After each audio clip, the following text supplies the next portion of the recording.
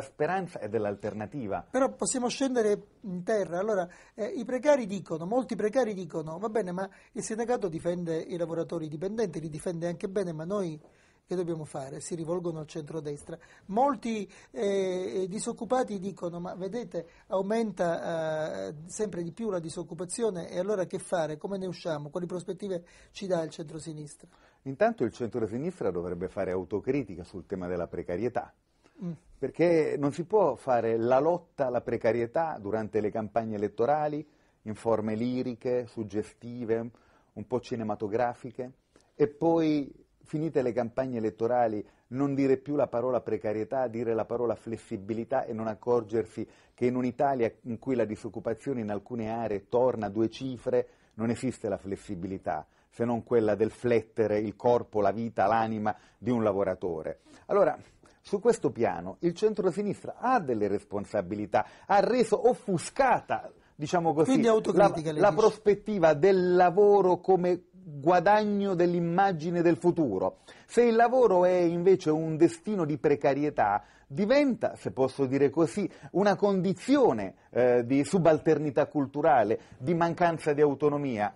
E io penso che su questo noi dobbiamo fare il salto, così come penso che sull'idea della produzione di ricchezza bisogna non essere, come posso dire, simmetrici alle proposte della destra.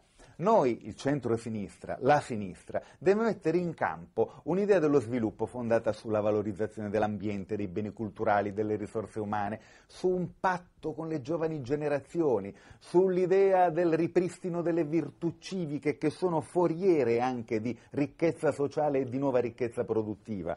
Posso ancora un'obiezione? Pensi a un'azienda come la RAI che ha bisogno di incontrare sempre nuovi giovani perché sono idee anche le persone che ci lavorano, ma se ogni volta che uno viene a contatto con la RAI viene assunto per tutta la vita, mai un'azienda di questo genere potrà avere un bilancio in ordine, alla fine paghiamo tutti noi.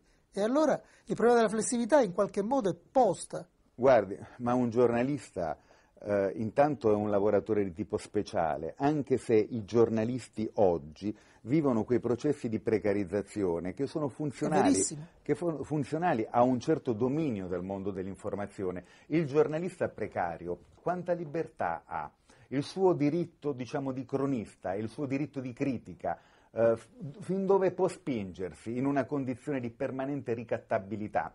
Io credo che tra l'idea del posto fisso come parassitismo sociale, l'idea, diciamo, della precarietà come una fantapolitica della società, che di mezzo c'è, diciamo così, la costruzione della flessibilità se guadagniamo la piena occupazione. Governatore della Puglia, Sinistra e Libertà, ma dove si va se lei non riesce a costruire un dialogo non solo con Di Pietro, con altre forze, ma anche con il Partito Democratico?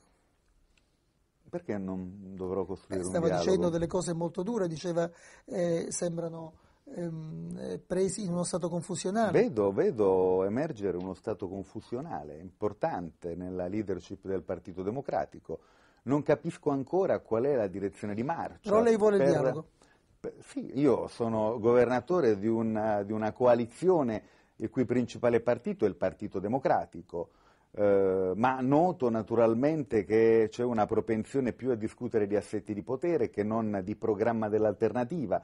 Non capisco qual è il profilo strategico, non capisco qual è la natura di questo partito. Ci sono dei giorni in cui non capisco se è carne o pesce e diventa difficile confrontarsi. Guardi, in queste ore il Partito Democratico raccoglie le firme per una petizione popolare a favore dell'acqua pubblica e finge di non vedere che l'oggetto del contendere è la privatizzazione delle reti acquedottistiche e dei servizi pubblici locali e che c'è uno strumento per lottare e sono i referendum, e ai tavolini in cui si raccolgono le firme per i referendum ci sono file chilometriche. Perché il PD non è dentro questa battaglia? L'idea che l'acqua è un bene comune non è una bella, straordinaria, corposa, credibile formula che rende vivo il centro-sinistra? E sul nucleare mai, lei dice, oppure magari meglio altre scelte perché sono più capaci di costruire il futuro?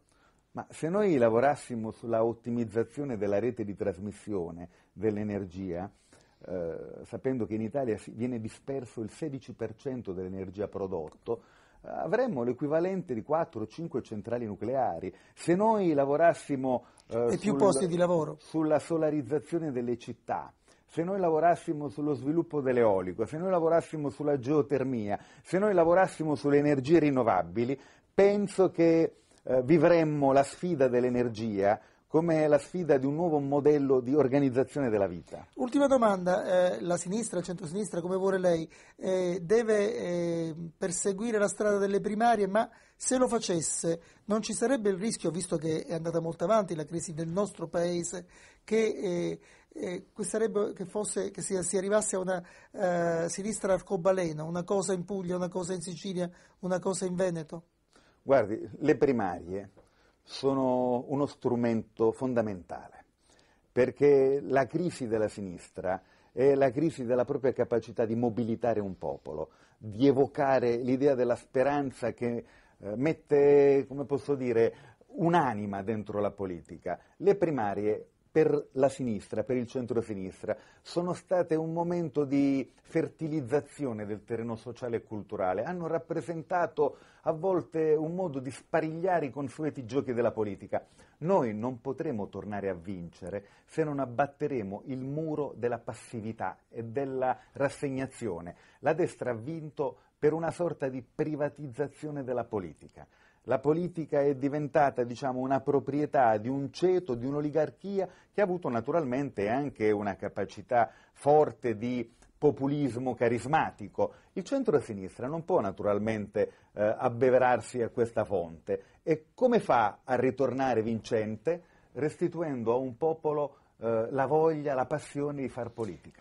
Quello che è importante per il centro-sinistra non è il leader, è importante il cantiere. È importante chi viene convocato in quel cantiere. Io penso che noi, il mio partito, Sinistra Ecologia e Libertà, il Partito Democratico, l'Italia dei Valori, il Partito Radicale, gli altri, tutti i convitati nella casa del centro-sinistra non hanno strumenti adeguati a comprendere le domande che ci sono nel corpo sociale, e penso che noi dobbiamo essere, più generosi nel rompere un'idea blindata e criptata della politica e nel lasciarci contaminare dai linguaggi che ci sono soprattutto nelle giovani generazioni. Dobbiamo aprire porte e finestre, dobbiamo far entrare aria fresca. Quanta vecchiezza c'è nella politica del centro-sinistra? Questo è il punto, è un punto persino antropologico. Quanta vecchiezza c'è nella politica del centro-sinistra? Se il centro-sinistra non è l'annuncio di tempi nuovi, il credibile annuncio di tempi nuovi, non è. Grazie Vendola. Grazie a voi.